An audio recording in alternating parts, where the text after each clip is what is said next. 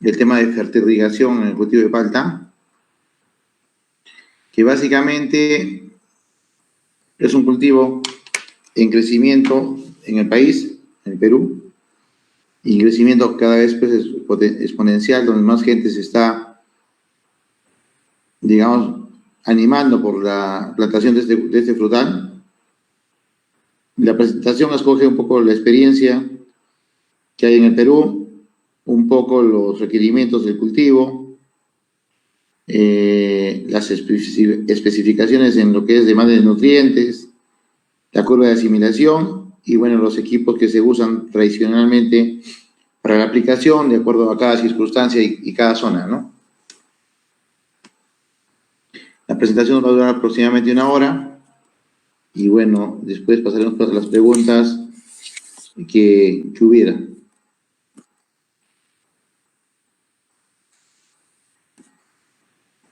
Bueno, antes de entrar a la fertilización, primeramente es hacer una pequeña explicación de fisiológicamente cómo están distribuidas las raíces de la palta, ¿no? Para de acuerdo a ello ver qué equipo puedo seleccionar para aplicar, en qué tiempo aplicarlo, con qué frecuencia, qué velocidad, y nos damos con que la palta, la mayor cantidad de raíces están en los primeros 10 centímetros, en los 10 primeros centímetros, y eso nos dice mucho. Es decir, la palta es de raíces superficiales, ¿no? Si bien, bueno, son raíces de bastante crecimiento lateral, pero la profundidad, la mayor cantidad de las raíces, más del 60%, están en los primeros 10 centímetros. Si vemos este cuadrito, en la parte de arriba vemos que en los primeros 10 centímetros tenemos el 64% de raíces, y ya del 10 a los 20 centímetros tenemos el 21%. Si sumamos ambos, quiere decir que el 85% de raíces están en los primeros 20 centímetros. Por lo tanto, la aplicación de los fertilizantes va a tener que estar orientada básicamente a que llegue a esa profundidad. Dado que profundidad es más abajo de ello, haría que podamos desperdiciar parte del fertilizante. Es importante en el palto el contenido de aire del suelo. Factores de estrés que restringen el desarrollo de las plantas, el estrés térmico, las heladas, la salinidad y deficiencias de oxígeno en el suelo.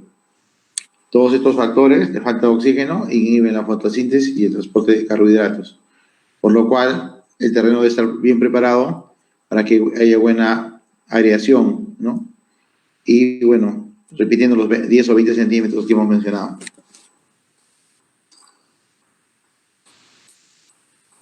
En la mayoría de cultivos, el contenido de aire en la zona de raíces está superior al 10% del volumen total del suelo. Sin embargo, en la palta es un cultivo más exigente en lo que es aireación, y ahí el límite adecuado para el desarrollo de raíces está alrededor del 27% en lo que es aireación. Eso nos dice que tenemos que preparar bien el terreno y aplicar buenos niveles de materia orgánica, ¿no? Para mejorar la aireación, sobre todo en la zona de raíces. Aquí hay un cuadrito elaborado por el ingeniero Federico Ramírez de la Universidad Agraria, donde reafirma lo mencionado, y vemos aquí un cuadro del efecto del aire en la columna de la izquierda versus el índice de área foliar en la derecha, y vemos que cuando estamos por 29%, cercano a los 27 mencionados, tenemos que el área foliar es 4 veces más que si la aireación fuera del 7%, por ejemplo. Por lo tanto, los niveles de aireación son muy importantes. El tratamiento 0 pertenece a un terreno franco, el 1 arenoso, franco arenoso y franco arcilloso, siendo el terreno arenoso el que más se acomoda para un desarrollo exitoso del cultivo de palta. Arenoso y franco arenoso. Ahora, en cuanto a cómo influye la salinidad en el cultivo de palta, vemos que, por ejemplo, salinidad es de 1.3 milimols. 1.3 milimols no afecta el rendimiento, seguimos con rendimiento de 100% de lo programado. Y a partir de 1.8 milimols, ya tenemos que solo esperamos un rendimiento del 90% respecto a su potencial. Y con 3.7 milimols, ya la producción de palto decae en 50%. Por lo tanto, tendremos que programar nuestra fertilización y hacer el cultivo en zonas de que la salinidad del agua más la mezcla de los fertilizantes de preferencia no vaya a superar los 1.3 milimols o 1.8 milimols. A partir de ello ya comienza a haber mermas importantes en lo que es la producción.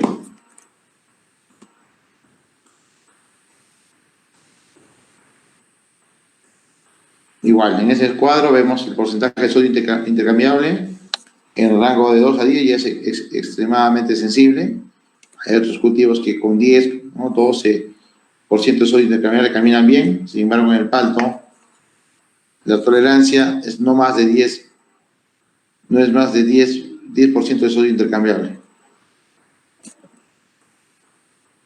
En cuanto a la salinidad del agua de riego, del mismo modo, ¿no? Salinidad en lo que es microequivalentes, menos de 3, en boro también menos de 0.3 y en cloruros menos de 1 miliequivalente por litro.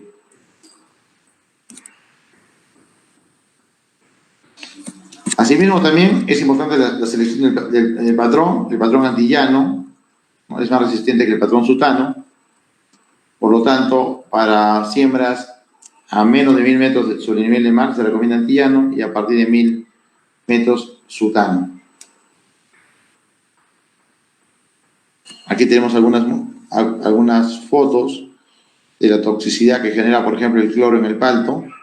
Esas hojas quemadas, que normalmente lo vemos al pie a veces de una pista, una carretera, que pareciera que fuera el efecto del polvo, pero no, son quemaduras por toxicidad de cloro. Igual acá están los brotes en palto de la misma manera, los brotes nuevos también, los anteriores ya están quemados, las hojas adultas están quemadas por efecto del cloro, cloruros.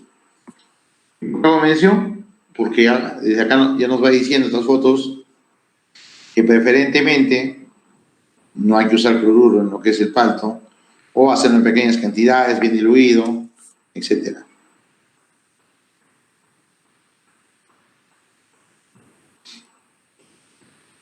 Exceso de sodio igual, quemaduras en las hojas, suelos sódicos.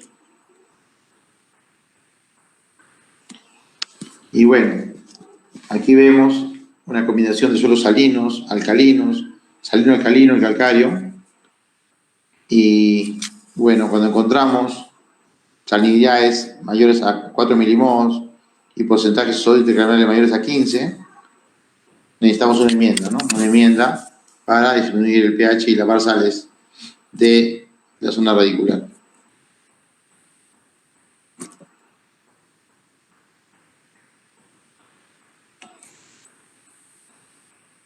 Ahora, los nutrientes en el palto. Tenemos un elemento que es el nitrógeno, que es de rápido movimiento, no se trasloca rápidamente, por lo tanto, cuando hay alguna deficiencia, la clorosis en las hojas se muestra en las hojas de la parte inferior, estando las hojas de la parte superior aparentemente bien nutridas, pero ¿por qué? Porque hay una gran velocidad de translocación. Las de abajo, las mayores, muestran esta clorosis. En cuanto a deficiencia de fósforo, es raro, ¿no? El cultivo de palto no es muy exigente en fósforo, entonces las deficiencias que se puedan presentar son raras. Sin embargo, cuando existen estas deficiencias, hay disminución del crecimiento vegetativo, hojas color marrón verdoso, como pueden ver en esta hoja, ¿no? En cuanto al potasio, vemos, aparentemente pareciera una mancha provocada por alternaria, una enfermedad, pero no son deficiencias de potasio, la cual hay necrosis.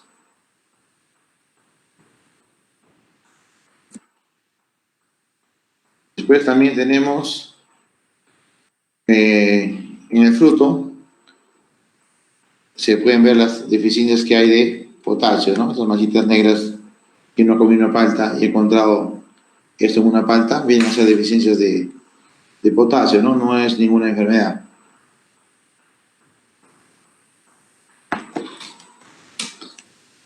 Y que no necesariamente es porque no se aplicó la cantidad suficiente de potasio.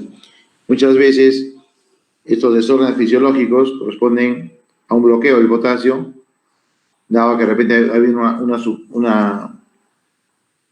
una elevada aplicación de calcio, el cual bloquea el potasio momentáneamente y muestra deficiencias de potasio como que las tuviera, a pesar que los niveles de reposición de potasio son los óptimos. En cuanto a calcio, estas son las deficiencias que se ven en campo para palta. En magnesio vemos que hay clorosis intervenal, fácil para poderlo detectar y poder reponer los niveles de magnesio en el caso no se hayan aplicado. Y bueno, esta es una foto que refleja una deficiencia común que se encuentra también en lo que es magnesio, que a veces también es por excesivas aplicaciones de potasio, cual bloquea el magnesio, ¿no? Por eso tiene que haber un buen balance nutricional de acuerdo al requerimiento.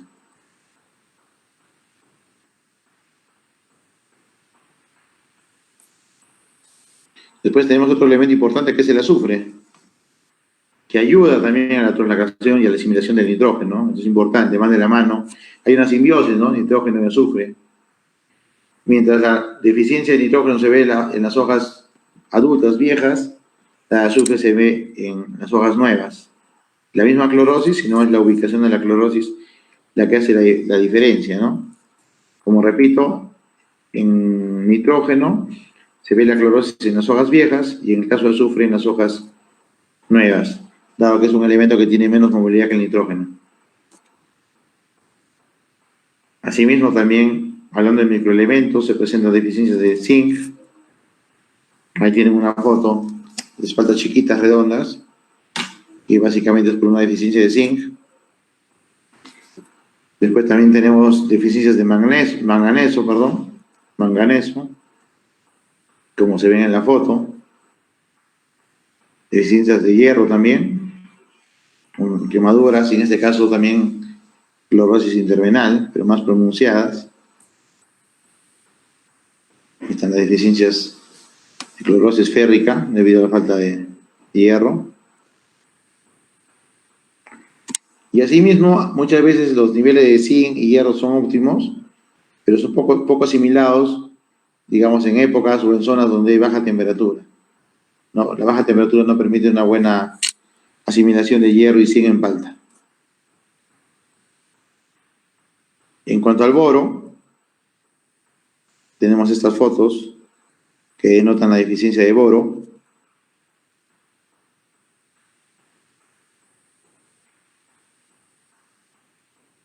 Y aquí es una deformación también de deficiencia de boro que ya se mira en el fruto, que es muy común. Es una foto de deficiencia de boro en la palta. Muchas veces todo lo que es microelementos no es que no se haya aplicado, no es que no tenga, porque la planta los usa en cantidades menores. Lo que sucede es que muchas veces estamos en un pH alto, encima de 7, 8 de pH, y en esos pHs alcalinos, la asimilación de los microelementos demora, ¿no? Es decir, perjudica la asimilación de los microelementos en pHs altos. Por eso es importante también regular el pH y que lo podemos hacer mediante la fertirrigación, con algunos productos que vamos a ver más adelante. También hay deficiencia de cobre.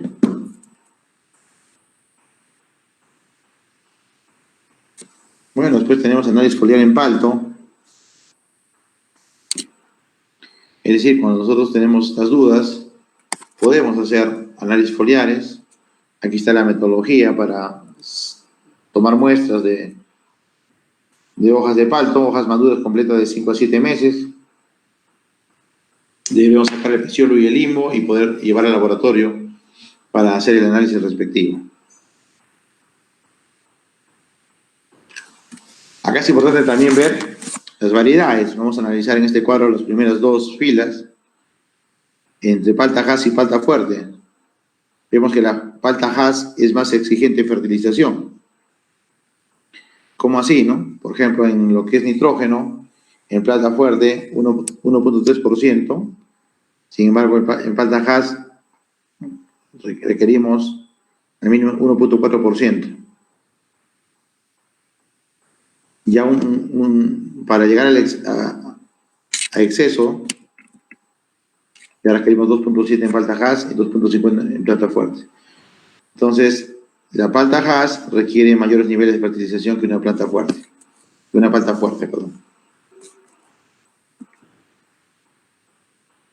Bueno, acá tienen lo mismo en lo que es microelementos.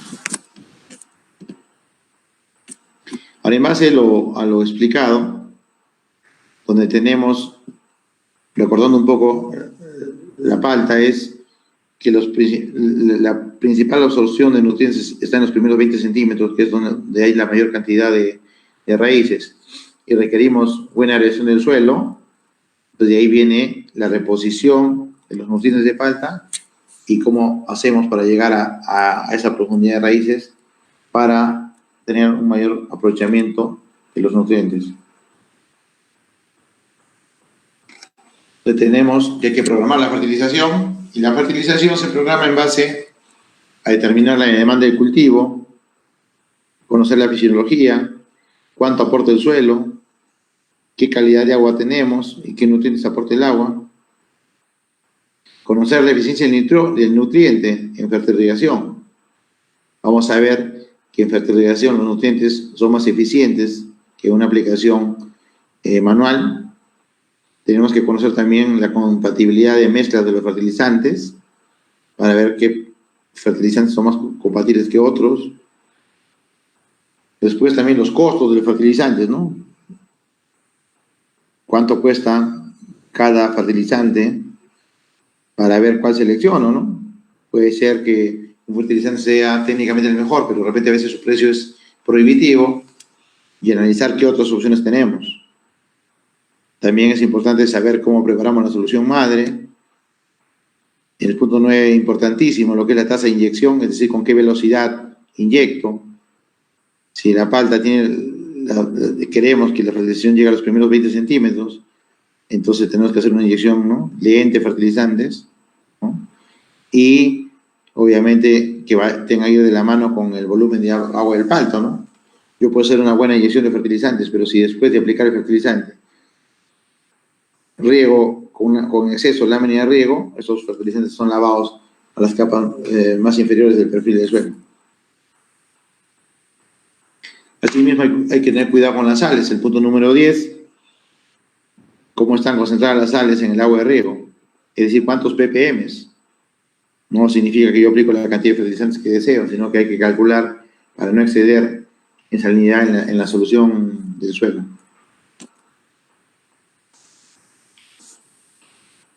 A ver, aquí tenemos un pequeño cuadrito, ¿no?, también tomado, en este caso también del ingeniero Federico Ramírez, que ha hecho algunos trabajos, donde vemos, ¿no?, nitrógeno, fósforo, potasio, 51, digamos 50, 20 y 93 kilos para 20 toneladas de frutos, ¿no? Que son lo que remueve el suelo de un cultivo de palta Hass.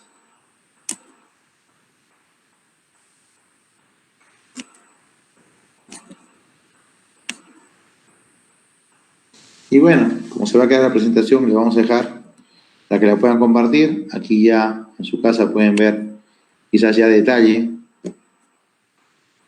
digamos, por cada nutriente, ¿no?, nitrógeno, por cada variedad, ¿no?, dentro del cultivo, dónde está, qué cantidad hay en la epidermis, cuánto en la pulpa, cuánto en la semilla, cuánto en la testa, etc.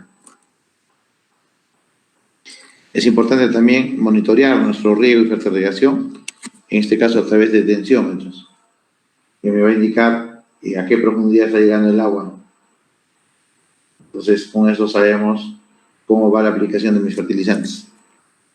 Si está por debajo de la zona radicular o se encuentra en la zona radicular. Aquí tenemos un cuadrito de fertilización en algunos países productores de palto, de Estados Unidos, y bueno, acá tenemos Chile, que está acá cerquita, donde vemos el promedio en lo que es nitrógeno es 224 kilos por hectárea año, fósforo 154 y potasio 300, ¿no? Si lo redondeamos, estamos hablando de 220, 150 y 300 kilos por hectárea por año, en lo que es palta. Y si tuviéramos que sacar alguna relación, estamos hablando que por cada kilo de fósforo tenemos 1,5 kilos de nitrógeno y 2 kilos de potasio. Esta relación es importante porque nosotros podemos tener, en base a la experiencia de cada uno de ustedes, de cada profesional, de cada ingeniero, cada agricultor, podemos tener o podemos discrepar de acuerdo a la zona, a la variedad, etcétera. Podemos discrepar de este promedio, ¿no? Alguien dirá, yo no aplico 224, mi suelo es pobre, yo aplico 250 kilos de nitrógeno. O alguien de repente quiere trabajar con 400 kilos de potasio por temas de calidad. Podemos discrepar, pero sí es importante la relación NPK, que sea la propuesta de fertilización que nosotros propongamos, de llevar un equilibrio, ¿no? El orden, como se da en esta presentación en la relación, 1,5 de nitrógeno, 1 de fósforo y 2 de potasio.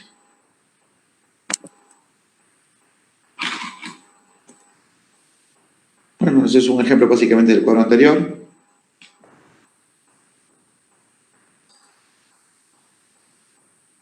Aquí está la distribución de los nutrientes en base a los estados fenológicos, ¿no? Si yo voy a trabajar con 200 unidades de nitrógeno, por ejemplo, aquí está repartido los 200 en todo el periodo vegetativo. Vemos que la mayor cantidad de nitrógeno, por ejemplo, está en lo que es desde el desarrollo, en todo lo que es el desarrollo del fruto. Ahí tenemos 140. Entonces, en esa época, tendré que afinar mi puntería en lo que es la aplicación de nitrato de amonio, urea, etcétera, todas las fuentes nitrogenadas. En cambio, lo que es fósforo, las 100 unidades, los 100 kilos por hectárea, prácticamente es lineal la distribución, ¿no? 12,5 en cada etapa fenológica. En cambio, en el potasio, igual se acelera, se incrementa desde el desarrollo del fruto hasta las finales de la fructificación. Y así sucesivamente para los demás nutrientes.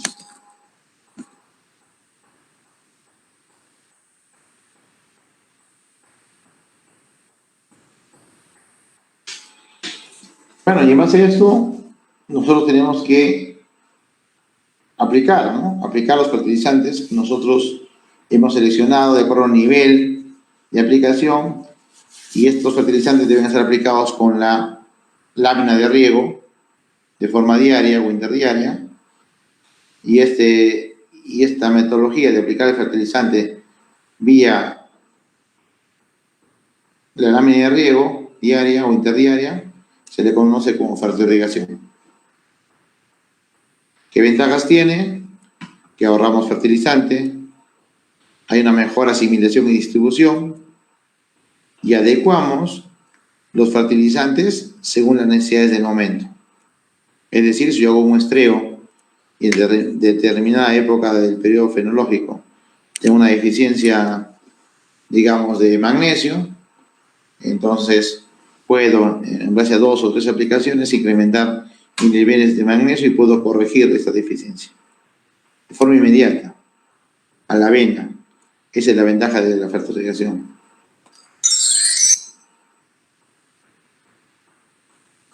Cubre deficiencias rápidamente, reduce la mano de obra, eleva los rendimientos y disminuye la contaminación, porque obviamente si hacemos bien los cálculos y nos enfocamos en aplicar la lámina de riego solo en la zona radicular y cuidamos que no haya excesos de riego, entonces, por ejemplo, todos los nitritos que se forman de la aplicación de nitrógeno, ¿no? Disminuye la contaminación de las aguas subterráneas, de los ríos y del mar. Entonces, es algo beneficioso y ayuda a disminuir la contaminación ambiental. Pero así como hay ventajas, también tenemos algunas limitaciones, que producto de las mezclas de estos fertilizantes se forman algunos precipitados que tapan los goteros, aumenta la salinidad del agua. Y la otra desventaja es que los fertilizantes solubles son más caros, ¿no? Cuestan el doble o el triple que un fertilizante genérico. Ahora, para aplicarlos, los fertilizantes, es importante que conozcamos sus propiedades. Aquí tenemos propiedades de los fertilizantes como, por ejemplo, la solubilidad. Es importante conocer cómo se diluyen, qué cantidad de fertilizante yo puedo aplicar, por ejemplo, en un bidón de 200 litros para que pueda disolver, no se vaya a formar una masa. Es importante también conocer la salinidad de cada fertilizante, cuál es su índice de salinidad. Importante también es la acidez o basicidad, si ese fertilizante tiene reacción ácido-básica. Si yo estoy con problemas de pH del suelo de 8, 8.4, 8.3 de pH, tendré que escoger fertilizantes de reacción ácida para llegar a 7 o promediar al menos 7 de pH. Si puedo menos, mejor. El caso contrario, ¿no? Si estamos hablando de terrenos ácidos, mejor sería trabajar con fertilizantes de reacción básica.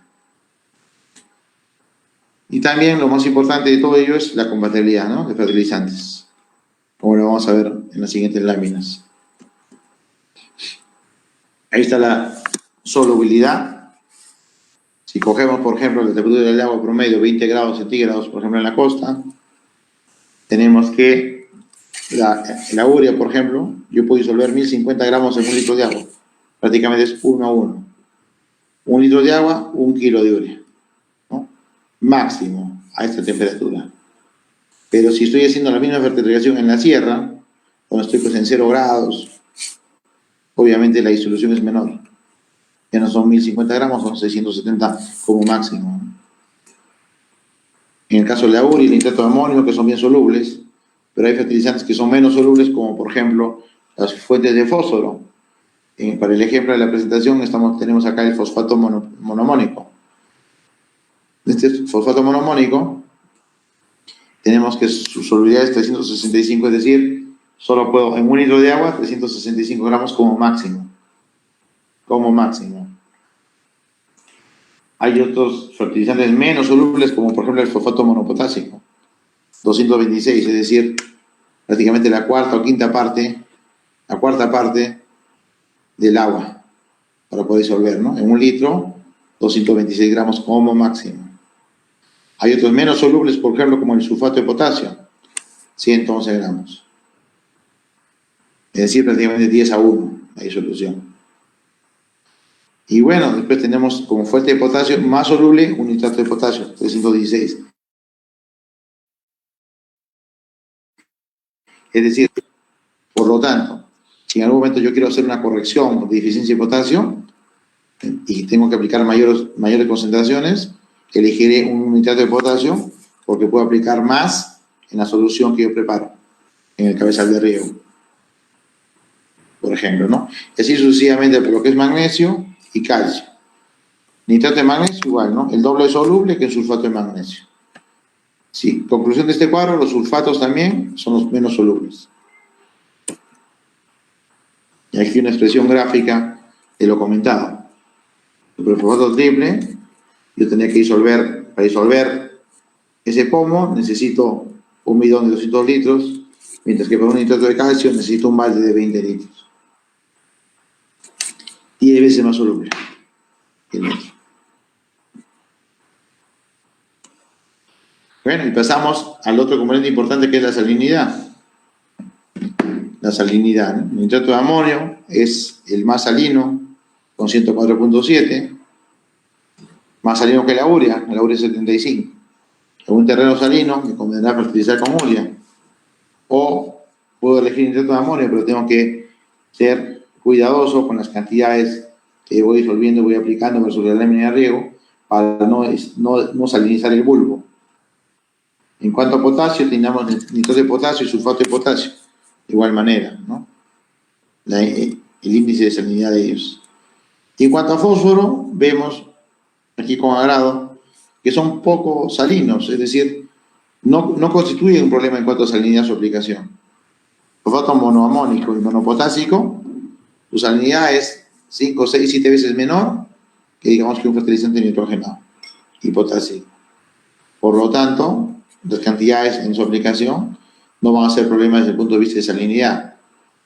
Sin embargo, como vamos a ver más adelante, constituyen problemas desde el punto de vista de lo que es disolución. Aquí tenemos las reacciones de los fertilizantes, es ácido o es básica, y escogeremos, como vuelvo a repetir, la fuente de fertilizante de acuerdo a la reacción que nosotros necesitemos, la más conveniente. Después tenemos un cuadro resumen, un gráfico resumen, los nutrientes, ¿dónde están más cómodos para absorberse, ¿no? Por ejemplo, el potasio se absorbe desde pH 6 hasta pH 9, sin ningún problema. Sin embargo, pH es menos de 6, dificulta la absorción del potasio. Lo mismo para el azufre, para el molibdeno. En el caso de nitrógeno, entre 6 y 8. En caso de calcio, entre 6 y 9. Y los microelementos, veremos que están en el lado izquierdo, en pH ácidos de 5.5 o 6. Si tuviéramos que poner un promedio o elegir un promedio, nos ponemos acá en donde está el color celeste, que estamos hablando de pHs de 6, 6.5, 6.7, son los adecuados para que no haya problema de deficiencia inducida de ningún nutriente. Y esto es lo que tenemos que buscar, ¿no? Que nuestra fórmula de fertilización, producto de la mezcla, tratemos de llegar a esos pHs. No siempre se puede, hay que tratar. Después tenemos la compatibilidad de las mezclas. Lo que está con X son las mezclas que debemos evitar. Son mezclas que debemos evitar porque calcio con fósforo no se recomienda mezclar, se forman precipitados. Si yo mezclo un nitrato de calcio con un fosfato monoamónico, voy a tener precipitados que me tapan los goteros. Lo mismo es de calcio con fosfato monopotásico y lo mismo el calcio con el ácido fosfórico. Por lo tanto, deberían ser aplicados en días diferentes. Yo puedo aplicar el día 1, un lunes, digamos, fosfato, la fuente de fósforo, fosfato monoamónico, potásico, la que haya escogido, el día martes, nitrato de calcio. Tratar que no se mezclen con el sistema de riego, porque tapan los goteros. Entonces, básicamente, las incompatibilidades vienen dadas por calcio con fósforo, ¿no? Básicamente, y el resto, o ven donde dice C, son prácticamente compatibles. No hay ningún problema en si se hace otro tipo de mezclas, ¿no? Con la urea yo voy a mezclar con todo.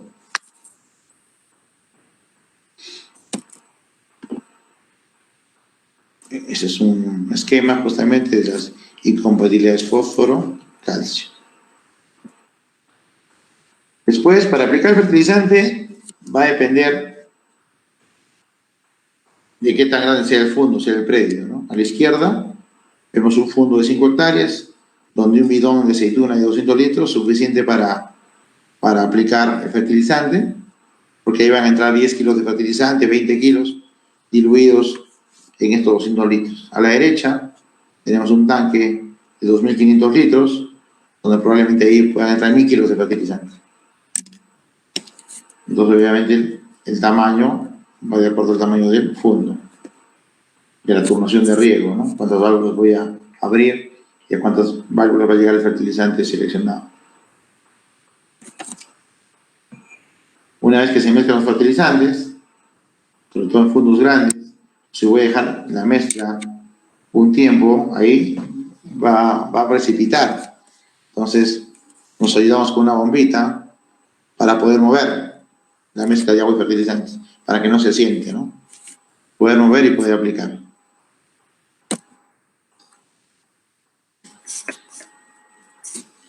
se diseña el plan de fertilización en base al análisis del suelo, el agua, el tipo de cultivo, y el diseño de un plan de fertilización obviamente viene dado también por el potencial genético de la semilla, la densidad de siembra, la experiencia de la zona. No es lo mismo tener un palto a 5x4 que a 4x4. En 5x4 nosotros tenemos, en 5x4 tenemos 500 plantas por hectárea, y en 4x4 ya no tenemos 500, tenemos 625, es decir, 23% más de plantas. ¿Será la misma fertilización para 500 plantas que 625? Por supuesto que no. Para 625 estamos hablando de 20-23% más de fertilizante. Entonces es importante la densidad. Aquí un ejemplo de lo que es los fertilizantes, la eficiencia de fertilizantes. En amarillo tenemos la eficiencia de los fertilizantes en lo que es una aplicación con fertilizantes genéricos o tradicionales. Urea, fosfato de amónico, nitrato de potasio, sulfato de potasio y sulfomac. Fertilizantes genéricos tradicionales, donde vemos que la eficiencia en la urea está en 50%, el fósforo 30%, y para los más nutrientes 40%. Sin embargo, en rojo vemos que si estos fertilizantes son aplicados vía fertirriego, la urea, que tenía una eficiencia de 50%, se eleva a 70%. El de amónico ya no se puede utilizar en fertirriego, porque no es soluble. Aplicamos vía fuente fosfato monoamónico, cuya eficiencia sube de 30 a 45%. Lo mismo en el ácido fosfórico, llega a 50%. En cuanto a potasio, el 40% que teníamos en fertilizantes genéricos, vía fertirriego sube a 75%. ¿Por qué? Porque es soluble, es cristalizado. Lo mismo en magnesio, sube de 40 a 50%. Quiere decir que yo voy a aplicar menos cantidad de fertilizante porque es más eficiente. Obviamente alguien dirá, pero, entonces voy a aplicar menos, voy a ahorrar dinero. Aparentemente sí, pero en global no, porque los fertilizantes solubles cuestan mucho más que un fertilizante genérico. ¿Dónde está la recuperación de aplicar fertirriego? En la cosecha, porque nos brinda una mayor producción. ¿Por qué? Porque la fertilización está aplicada de forma localizada. Aquí otro cuadro, ¿no? Donde refleja justamente las eficiencias, ya no por fertilizantes, sino por nutriente, ¿no? En promedio, esos son los rangos de tradicional y fertirriego. Nitrógeno de 15-50, fertirriego es eficiencia 50-80. Fósforo 5-30, subimos de 30 a 40. Potasio de 30 a 40, subimos de 40 a 60. Y así sucesivamente para todos los nutrientes. Nitrógeno, como ejemplo, si yo extraigo 150 unidades y la eficiencia en gravedad es 50%, tendré que formular 300 unidades. En goteo, ¿cuánto? 215 unidades. Hay un ahorro de 85 unidades. En el fósforo, un ahorro de 65 unidades. En potasio, 115 unidades, etcétera, etcétera.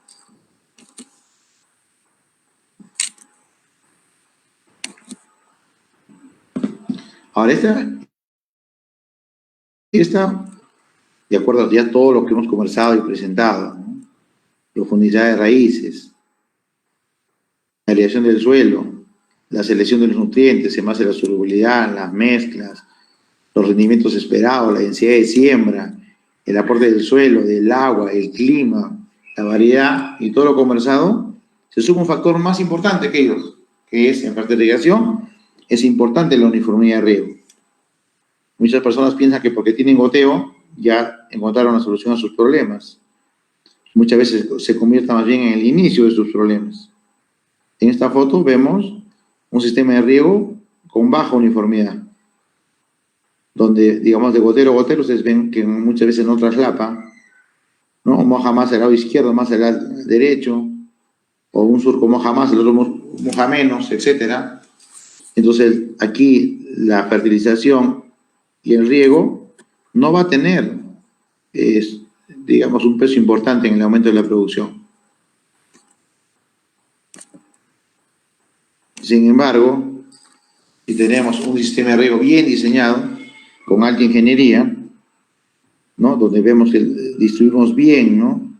El largo de laterales, las pérdidas de carga en los tubos, etcétera, podemos tener esa lámina de riego, esa huella en el suelo, que es pareja, ¿no? Desde donde inicia el surco hasta el final, ustedes ven que está parejito, pareciera que lo hubieran dibujado. Entonces, estas uniformidades que están ya por encima del 90%, yo diría que en esta foto debe estar llegando incluso más del 95%, va a ser exitosa, más exitosa. La lámina de riego también, y obviamente la expresión del rendimiento del cultivo va a ser mucho mayor que en la lámina anterior. Hay un ejemplo en maíz. La primera mitad de la lámina, el maíz tiene una altura promedio, digamos, 3 metros. Y después, como han diseñado mal el lateral, y tenemos un surco más largo de lo que adecuado para la cinta, hay mayor pérdida por fricción en la cinta. Vemos que en la mitad, si ese surco tiene 100 metros, en los últimos 50 se cae la presión, llega menos agua, llegan menos fertilizantes, y ahí tienen el tamaño del maíz, donde vamos a ver que tiene la mitad de la chacra menos producción que los primeros 50 metros.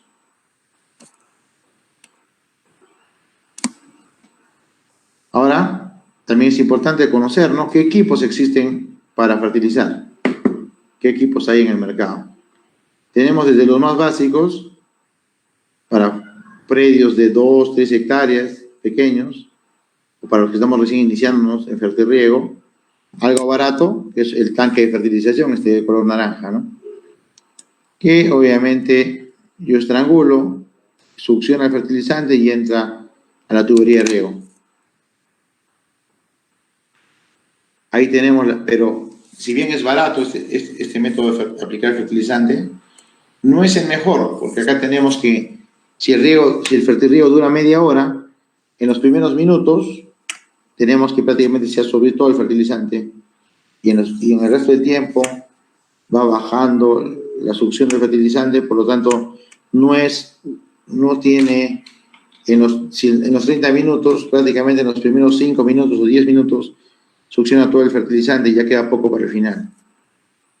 No es el ideal, pero se puede empezar con un tanque fertilizador. Después podemos ir mejorando y podemos tener un Venturi. Un Venturi donde, a través de una estrangulación que tenemos, un bypass que se le hace a la tubería, tenemos aquí una estrangulación donde succionamos el fertilizante del tanque y lo inyecta al sistema. Este método de aplicación de fertilizantes llamado Venturi, como pueden ver acá, consiste en una válvula donde nosotros cerramos la válvula parcialmente y creamos un vacío donde puede succionar el fertilizante de este tanque y lo vuelve a inyectar a la red. ¿Cuál es la ventaja? Que en el tiempo de la fertilización, en esa media hora que he puesto como ejemplo, prácticamente tenemos una inyección más uniforme que la anterior. Es un método muy barato. Un Venturi cuesta poco dinero, $20, $10, $40, de acuerdo a la marca. Es barato, pero consume el 20 hasta el 30 o 40% de la presión que llega al cabezal de riego. Por lo tanto, yo voy a tener que recuperar esa presión, ya sea con una bombita adicional que me inyecte la bombita, los metros de columna de agua, que le ha restado, ¿no?, el Venturi que he puesto en el cabezal. Para recuperar esa presión, le puedo dar una bomba únicamente para la fertilización. Existen otras modalidades de aplicación, como por ejemplo los equipos de inyección hidráulica. Estas bombitas, esta es una bomba TMB, inyectan con la presión del agua pero tienen requerimientos de acuerdo al modelo de presión mínima. Por ejemplo, en este caso, esta bombita TMB inyecta parejo el fertilizante, pero requiere que el sistema tenga al menos 2 bares de presión para poder succionar e inyectar el fertilizante. Su caudal es intermedio, logra succionar 600 litros por hora. 600 litros por hora. Pero también tenemos algunos más pequeños de otros modelos. Este es otro más pequeño, con de otra marca, de la marca Miat, por ejemplo, donde no succiona 600 litros por hora, este succiona la mitad, 300, 320 litros por hora. Pero la ventaja es de que no requerimos que en el cabezal de arriba haya 2 bares, con 1 bar trabaja. Requerimos la mitad de presión. Entonces, este es un buen equipo. Si bien no llega a 600 litros por hora, de repente no nos alcanza el tiempo para aplicar, pero podemos colocar 2. Obviamente va a ser más caro 2 que 1, pero requiero menos energía, menos presión para el trabajo. También tenemos algunas bombitas de inyección de funcionamiento hidráulico, de plástico, pequeñas, que tienen tasas de inyección menores, 100, 150 litros por hora, etc. Y más o menos un funcionamiento similar al Venturi, ¿no? Yo puenteo una tubería, coloco el inyector, igual tengo una válvula acá donde estrangulo un poco para que el inyector pueda succionar, es decir, igual que Venturi, pero la ventaja es que este inyector tiene un diafragma que me ayuda a succionar el fertilizante que hay en el tanque, y al tener este diafragma es la que hace el trabajo, y obviamente ya no pierdo mucha presión en el sistema de riego. Después tenemos bombas eléctricas de acero inoxidable que me permite hacer la aplicación de fertilizantes. Tienen que ser de inox, de acero inoxidable, para que resista el efecto abrasivo de los fertilizantes de los ácidos. Muchas personas, cuando van y cotizan una bomba de acero inoxidable que cuesta 500, 600, 800 dólares, se asustan del precio, se van a algún otro sitio, encuentran una bombita, le dicen 100 dólares, se emocionan y compran, y nadie les dijo que no era inox. Por lo tanto, lo que pasa es de que al no ser inox, en 4, 6, 8 meses termina malográndose la bomba y tiene que comprar otra. Mientras que una bomba inox le dura 10 años. ¿Cuál es la ventaja de una bomba? Que la inyección es totalmente uniforme. Es decir, desde el minuto 1 hasta el minuto 30 que dura la fertilización del ejemplo opuesto, me va a inyectar el fertilizante de manera pareja y continua la concentración de diseño. Entonces, esta es la manera, ya sea bombas eléctricas o bombas hidráulicas, de poder inyectar el fertilizante de manera uniforme. Después también existen ya unos kits hoy en día, ¿no? Donde uno compra un kit. En este kit, por ejemplo, hay 3 o 4 o 5 Venturis. Un Venturi inyecta el nitrógeno, otro el fósforo, otro el potasio, etc. Y en los kits puedo monitorear el pH, la conductividad eléctrica, puedo conectar a la computadora y puedo mejorar mis mezclas. Son kits que venden, que únicamente se conectan a la tubería del cabezal de riego y listo. Es un kit para conectar.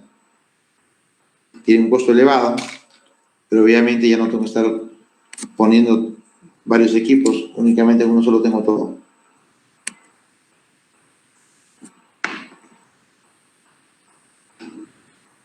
Y bueno, a través de un controlador de riego puedo hacer la aplicación automatizada del fertilizante y la aplicación de también la lámina de riego. Ahora, después que hemos programado, hemos aplicado y todo, ahora vemos que hay que monitorear. Yo he diseñado un plan de fertilización en el cual teóricamente, entre comillas, voy a llegar con un pH 6.5, como perdimos en la charla, voy a llegar con una salinidad menos de 1.3 milímetros y todo. Bueno, tengo que comprobar. En el gotero tengo que medir la presión. En el gotero tengo el pHímetro, tengo el conductivímetro y me permite evaluar si es que estoy en campo, se está reflejando lo que he diseñado en el papel. Puede ser que haya que hacer algún ajuste. Algún ajuste en lo que es el tiempo de aplicación, en la concentración o en la selección de alguna fuente de fertilizantes. De repente estoy aplicando cloruro y necesito de repente bajar la concentración de cloruro, o de repente no usar cloruro y ayudarme, digamos, ya no con cloruro de potasio, sino de repente con un nitrato de potasio. ¿Quién me va a decir cuánto está llegando? Los equipos, el conductímetro y el pHímetro, que no debe faltar en un buen plan de fertileo. Y bueno, para los amantes de los números, tenemos acá pequeño ejemplo del peso del fertilizante a disolver en un estanque de 1000 litros. Es decir, yo tengo un tanque de 1000 litros, ¿qué cantidad de fertilizante va a entrar? Entonces, sé que la cantidad de fertilizantes es igual a la concentración deseada en ppm, gramos por metro cúbico. ¿Qué cantidad, por ejemplo? Multiplicado por el factor de disolución, y el factor de disolución es igual al caudal del sistema de riego, puede ser 60 litros por segundo, por ejemplo, entre el caudal de inyección, en este ejemplo son 150.000 litros, entre 150 el caudal de inyección, son 1000 en la fórmula, multiplicado por el volumen del estanque, que en este caso es 1000 litros, viene a ser 1 metro cúbico, multiplicado por 100 y dividido entre el porcentaje del nutriente del fertilizante. Así, por ejemplo, ¿cuál es el porcentaje del nitrógeno en la urea? 46%. Entonces, si voy a elegir urea, dividido entre 46. Producto de esta fórmula me sale cuántos kilos, 40 kilos, 100 kilos, etcétera, que yo voy a tener que aplicar en mi solución madre para disolver.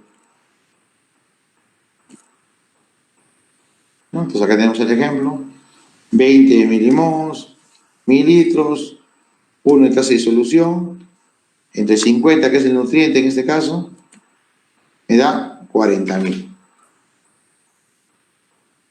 40.000 gramos, es decir, 40 kilos. Quiere decir que en ese tanque de 1000 litros yo puedo disolver 40 kilos óptimamente. Bueno, y acá tenemos unos cuadros de ayuda respecto a la concentración de los nutrientes en el agua. Acá otro ejemplo, pero ya no con nitrógeno, sino con fósforo. Tenemos la misma armónico o un ácido fosfórico que tiene 61% de P2O5. En este caso tendremos 8.196 gramos, es decir, 8 kilos en 1000 litros. ¿Y por qué menos? ¿Por qué en el nitrógeno eran 40 kilos y en el fósforo eran 8? Porque no olvidemos que el fósforo es menos soluble. Lo mismo con el potasio, ¿no? Bueno, entonces acá tenemos que si yo aplico 8 kilos de ácido fosfórico, en ese ácido fosfórico, a la vez que tenemos 61% de P2O5, tenemos 12% de nitrógeno. Al aplicar los 8 kilos o los 8.000 gramos, voy a tener 980 gramos de nitrógeno, casi 1 kilo de nitrógeno. O sea, abajo vemos que 24 ppm de nitrógeno que yo necesito, menos 0.98 ya aportados en el fósforo, significa que yo tengo que reponer 23.01 ppm. Tenemos lo mismo para potasio y veremos que son 69 kilos. Y así sucesivamente podemos hacer las mezclas que nosotros vayamos eligiendo. Va a haber una hoja de Excel adjunta también. Como digo, para los amantes de los números, me pueden escribir y ahí yo les puedo mandar una hoja de Excel de fertirriego para que puedan ustedes hacer sus cálculos y poder ir practicando, ¿no? También de repente lo pueden mejorar el Excel y después me lo envían ya mejorado para ir enriqueciendo también al expositor.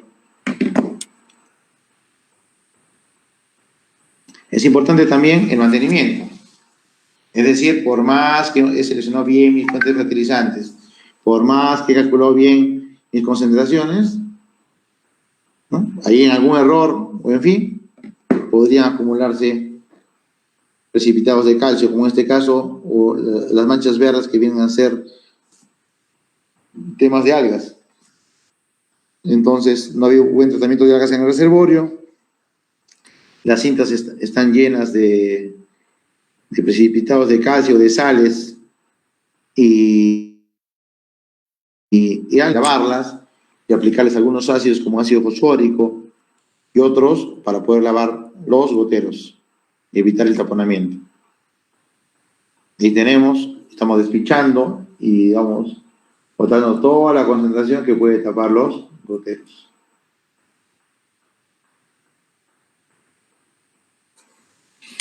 Aquí es un cuadrito de la calidad del agua de riego, todo lo que está en verde, ¿no? Vienen a ser calidades óptimas para la fertirrigación, es decir, hasta 750 micromols por centímetro, y bueno, hasta 18 relación de absorción de sodio.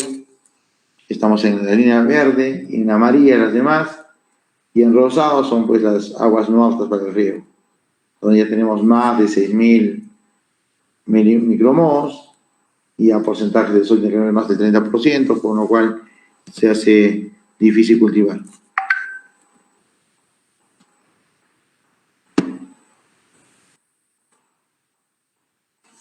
Entonces acá tenemos unos cálculos, por ejemplo, el cálculo del fósforo. Necesitamos, digamos, en nuestra formulación 80 ppm de P2O5, y sabiendo que MAP, que es fosfato monoamónico, tiene 61% de fósforo o P2O5 en su formulación, entonces si queremos aplicar 50 ppm, se necesita 80% entre 61, hay un error, no son 50 ppm, son 80. Si queremos 80, necesitamos multiplicar 80%, dividido entre 61, que es la concentración, y para tener, en otras palabras, para tener 80 ppm de P2O5, yo necesito aplicar 131 miligramos por litro de fosfato monoamónico. Igual en el nitrógeno, el mismo cálculo, digamos en este caso es urea, 46%, multiplico 184% y divido entre 46%, que es la concentración de nitrógeno en la urea, y me sale que tengo que mezclar o poner 400 miligramos por litro del urea. Igual en potasio, si necesito 125 ppm, requiere en la fórmula como resultado 205 miligramos por litro de cloruro de potasio, en este caso. Bueno, hasta acá ha sido la exposición de todo lo que es fertirriego. En cuanto a lo que es el PowerPoint, y les voy a mostrar rápidamente. Tengo algunos Excel, algunas láminas producto de mi experiencia. Una de ellas viene a ser esta hoja de fertirrigación, donde nosotros podemos, que lo tuve en un curso que me matriculé de fertirriego hace unos años. Aquí tenemos, por ejemplo, en este caso palta, aguacate. Tenemos el requerimiento de NPK en kilos por hectárea, las fases, la cantidad de plantas por hectárea, podemos cambiar. Aquí tenemos por default, ¿no?, los fertilizantes que selecciona, digamos, esta hoja de Excel, que son el nitrato de potasio, la urea, ácido fosfórico y sulfato de potasio, y selecciona cuáles, selecciona los que tienen menos concentración de sales, por default. Pero si de repente yo quiero cambiarlo y no quiero trabajar con urea, quiero trabajar con nitrato, únicamente lo que yo voy acá es, busco nitrato, otro fertilizante, y automáticamente cambia las concentraciones, las cantidades, y aquí lo único que nosotros tenemos que cambiar, ¿no?, son el precio por tonelada de fertilizante, para que finalmente me calcule cuántos dólares voy a gastar en mi fertirrigación. Acá están los niveles de distribución de los fertilizantes. Me lleva a otra hoja donde me salen los NPKs, los porcentajes, la solubilidad, el volumen del tanque, las concentraciones, y terminamos en la fertilización, cuántos minutos por día, 4 metros cúbicos por hora, la concentración en ppm, etcétera. Y me va saliendo a veces en dato en rojo algunas alarmas cuando he excedido la cantidad y de repente voy a tapar goteros, sale en este reporte. En este reporte sale todo lo que yo voy a aplicar y el resultado que voy a obtener. Bueno, demoraría un par de horas explicar todo este cuadrito, pero las personas que me escriban vía Gresplén pueden tener esto para que puedan practicar y llevar a cabo. También tengo un cuadro del consumo de agua en la palta, donde se ve todo lo que es la evaporación de una zona por meses, la evapotranspiración, el caserío del cultivo por etapa fenológica, dividido entre la eficiencia de riego. Tenemos que en este caso, este ejemplo, por ejemplo, que la palta en un año consume aproximadamente, promedio, país, 15.000 metros cúbicos hectárea año. Promedio, país. Algunas zonas como Arequipa, donde hay mayor evaporación, serán 17.000 metros cúbicos, y en otras zonas pegadas a la costa serán 13.000, etcétera, etcétera. Y bueno, aquí un cuadrito de cómo calcular las soluciones, ¿no? Lo que a veces nos mareamos en calcular ppm, equivalentes. Aquí hay un pequeño cuadrito para poder ingresar datos y poder tener las concentraciones que queremos. Y finalmente tenemos los catálogos de los equipos que presionan la charla, cuáles son sus pérdidas de carga, qué presión necesitan, qué caudales viene, de acuerdo a las marcas. Aquí tenemos una bomba de acero inoxidable que les comentaba, una electrobomba. Ahí tenemos la curva de la bomba, ¿no? Qué capacidad tiene de inyección, cuántos bares necesita, succión, etcétera. Y el caudal que inyecta, de acuerdo pues a la pérdida de carga, ¿no? O los metros de columna de agua que queríamos levantar. Por ejemplo, ¿no? En este modelo, si queríamos levantar 45 metros de columna de agua, entonces tendremos 4 metros cúbicos por hora. Yo quiero inyectar más fertilizante, tendré que pasar a este modelo, donde que para 45 metros, yo ya no inyecto 4 metros cúbicos por hora, sino puedo inyectar 8 metros cúbicos por hora. Y así como este ejemplo, hay para varios modelos de bombas de esta marca. Lo mismo para Venturis, los modelos, los tipos, los caudales, los modelos, etc. Inyector hidráulico MIAT también. Hay 2 modelos en el mercado. Entonces pueden ver acá la curva de inyección, la curva de rendimiento del inyector.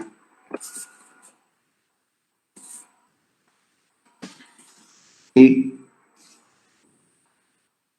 lo que es en este caso una marca Nutrimag, que viene a ser los kits de inyección de fertilizantes. Bueno, espero no haberlo cansado y que se haya entendido. Le agradezco su participación y podríamos pasar, si lo consideran, a algunas preguntas de la parte que quisieran de repente que se amplíe algún tema, alguna duda o algo que no se haya entendido, alguna sugerencia quizás. Gracias. Gracias, ingeniero Hugo Bando. Como usted ha dicho, y lo vuelvo a repetir, vamos a hacer la ronda de preguntas, a las cuales vamos a leer las preguntas que nos vienen dejando en el fanpage en Facebook, que estamos transmitiendo en vivo, y vamos a esperar unos 2 minutos a ver las preguntas. De lo contrario, daríamos por terminado esta sesión de charlas. Tenemos una más, llegó al último. A ver, dice, según el análisis de agua, que tiene 3 partes por millón de nitrógeno, ¿se tendría que descontar la demanda de nutrientes de un determinado cultivo? Claro. Exacto, ¿no? Yo tengo una cantidad, un requerimiento a aplicar, digamos, de 40 ppm de fósforo, y si en el agua ya vienen 10 ppm, entonces tengo que reponer 30. Efectivamente. Ok, ingeniero, muchas gracias. Tomar Andrade Arbaiza. ¿Qué recomendaciones nos darían instalar sistema de riego por goteo en zonas altoandinas con parcelas dependientes al 50%? Bueno, a ver, no entendí la parte final. ¿Qué A ver, lo vuelvo recomendaciones? a repetir. A ver. ¿Qué recomendaciones nos daría al instalar sistema de riego por goteo en zonas altoandinas con parcelas dependientes al 50%? Bueno, no entiendo qué significa dependientes del 50%, pero bueno. Con pendiente del 50%, ¿no? Con Ah, la pendiente, pendiente. pendiente Ajá. 50%. Bueno, primero que nada, el riego por goteo, así como tiene sus grandes ventajas, tiene serias limitaciones en cuanto a pendiente, justamente, ¿no? Es decir, por ejemplo, un riego común, estándar, nos lleva a que los laterales de riego, la pendiente no sea mayor al 2%. Cuando ya pasa del 2%, es decir, 4, 5, 6, 7%, ¿no? 10%, usamos ya mangueras autocompensadas. Es decir, que compensen presiones de tal manera que así tengamos ese desnivel topográfico, podamos tener caudales homogéneos similares. Pero ya pendientes mayores, ya es complicado poder regar por goteo. Y finalmente, más saludable es tener un sistema de riego por aspersión. Muchas gracias, ingeniero. Tenemos otra pregunta. ¿Cuál es la manguera ideal para la fertilización de palta? Bueno, hemos mostrado todos los equipos que hay para fertilizar. Sin embargo, con cuál se queda es difícil definir, de acuerdo pues al bolsillo, de acuerdo a la zona. Si tengo luz, yo optaría por una electrobomba inox para fertilizar. En el caso de la palta, como los nutrientes están en la parte, en los primeros 20 centímetros, mejor se acomodan los inyectores hidráulicos, puesto que no son de alta tasa de inyección y ayuda a que se mantengan en la parte de zona de raíces los fertilizantes. Me quedaría con los inyectores hidráulicos, ya sean los TMB que requieren dos bares, o los AMIAD que requieren un bar, o en fin, cualquier otro en el mercado. Me quedaría con un inyector hidráulico, pero obviamente desde el punto de vista fisiológico. Desde el punto de vista de dinero son los más caros. Si el dinero es una limitante fuerte, habría que quedarnos con una electrobomba inox y obviamente ir monitoreando las aplicaciones. Ingeniero, aquí tenemos otra pregunta, dice. Si tengo un análisis de agua con un pH de 8.2 de canal de agua, ¿qué alternativa me podría brindar o mejorar? Porque la palta sé que requiere la calidad de agua de un pH de 6.5 a 7.2. Allá, en ese caso, junto con la fertilización, hay que ayudarnos con algunos químicos de acompañamiento, como por ejemplo el ácido fosfórico. El ácido fosfórico justamente permite llegar, se le aplica el sistema de riego junto con los fertilizantes y me permite alcanzar el pH que yo requiero. Voy jugando con la concentración, voy calculando, y cuando yo estoy entre 6.5 y 7.2, me quedo con esa concentración ya como fórmula para que en cada aplicación yo consiga ese pH. Es fácil.